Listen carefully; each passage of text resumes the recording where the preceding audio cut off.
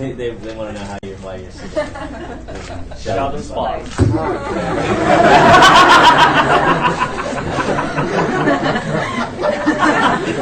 Fala galera, aqui é Marcelo Polani, editor do site omelete.com.br, e rolou aqui em São Paulo a coletiva de imprensa com os atores de Big Bang Theory que vieram aqui pro Brasil para divulgar a série e principalmente o final, né, que está chegando agora, tanto nos Estados Unidos quanto aqui no Brasil na Warner Channel. O Omelete esteve presente e você vai ver agora os melhores momentos. Confere aí. I'm presuming we all thought the script was really funny, but in terms of, you could never expect anything to be like this. It's still overwhelming, it's still humbling, it's still, I feel like in awe all the time that this is happening to us, because we're just us, you know, we're just guys, like we're just normal, we are men, but we're just normal people, and it's like, it's really wonderful. Yeah, I mean, I think we've all been a part of great things that didn't end up happening, or terrible things that did end up happening. So, and it was the second time around they were doing the pilot, so we couldn't tell if that was a good sign or a bad sign. But there were definitely moments during the taping of the pilot where I definitely got a sense that there was something special happening. But then again, there was a writer's strike in the middle of our first season that stopped it short.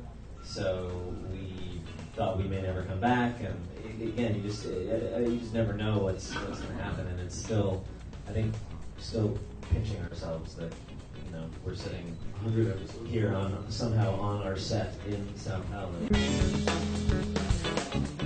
I think it's nerd is associated with people who are smart, and it's pretty sexy to be smart. So I guess. Thank you. I'm not smart. Don't listen to me. I didn't say I was smart. I'm just saying. So I guess it's really cool to be someone who's passionate about. To steal from Johnny Galecki's words. Nerds are people who are passionate about something, and these guys are passionate about something. So yeah, they're cool. They're pretty sexy. We have a science consultant on the show, who's a real life. He's an astrophysics. Actually, at UCLA, David Salzberg. Yeah, great guy. So he does all the science on the show. So he explains stuff to us like we don't understand, like jokes, that equations on the board are jokes. Yeah, he'll make inside jokes sometimes. Like he'll put in the background some equation where it's on the wall. Yeah. It's like that molecule. That's a gaseous. That formula means gas, and gas is funny to my friend. Gas is funny to anyone. Yeah. It's so much easier for us to be cool outside of the show, because anything we do is basically a step up from our characters. So, have you adopted any nerd habits from the show? No, I just know what to avoid, I think. Some of the video games that we've gotten to play, I enjoy playing Rock Band.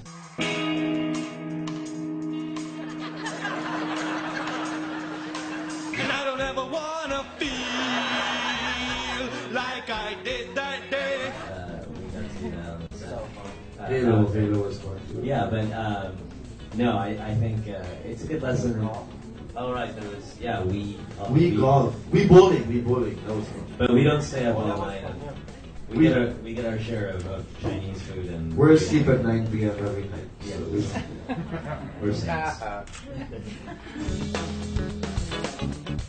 Did you guys have physical ideas in mind when you started the show of what you should look like, or your hairdo especially? Yeah, I mean, I came into the audition with my hair kind of like that. Basically, what happened? That's right. What tends to happen? Used to wear your hair. I basically kind of wore my hair like shaggy Beatles, like. And basically, what has happened to me so many times is I'll go in for an audition for for something, and it's like a nerdy kind of character, and then I'll get a call being like, can you wear those pants like in the show, because those were the nerdiest things I've ever.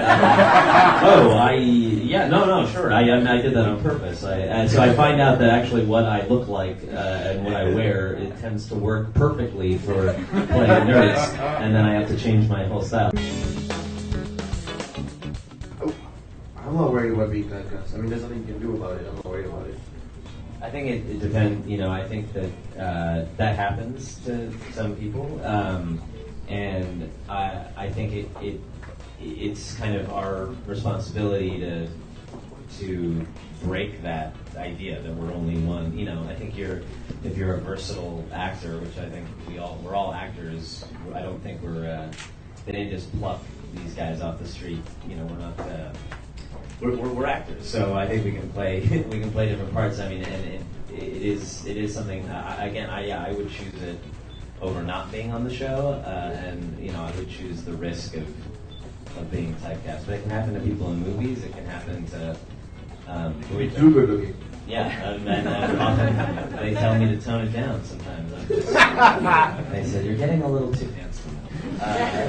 No, I think so. Yeah, it's doesn't keep me up at night. But when we were asked to go originally, I think we were kind of confused because at least I was. I thought it was the worst idea in the world. Yeah, I didn't understand it. No, Why would they? I mean, people that are there to look at old sort of memorabilia from sci-fi movies or comic books. Why would we be there? And then we got there and we were like, oh, we are looking out at like 4,000 versions of us. You walk out on stage and there's 4,000 people, 4 to 5. Now it's gotten bigger, but even our first year was probably 1,500 people. And that was just in the beginning. We had no idea. You walk out on stage and it is just people screaming. Yeah. You feel like you are in a rock band, like a rock star or something.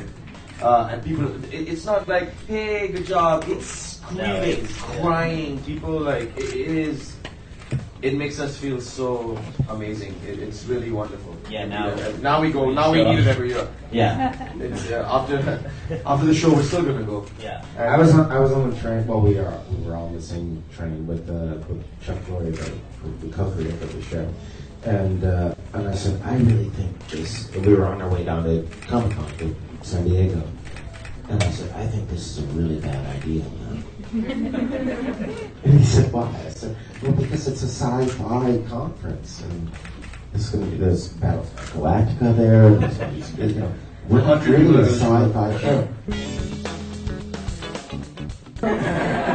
Do you really want to see that? It's like, I think she's chained to the basement or something.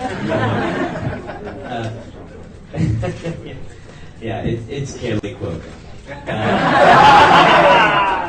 We're gonna start that. We should start it. You heard it first here. It's up. How would I make cookies for you and your little friend? I think it's fun to use your imagination. You've heard such terrible things about her. I don't think you could.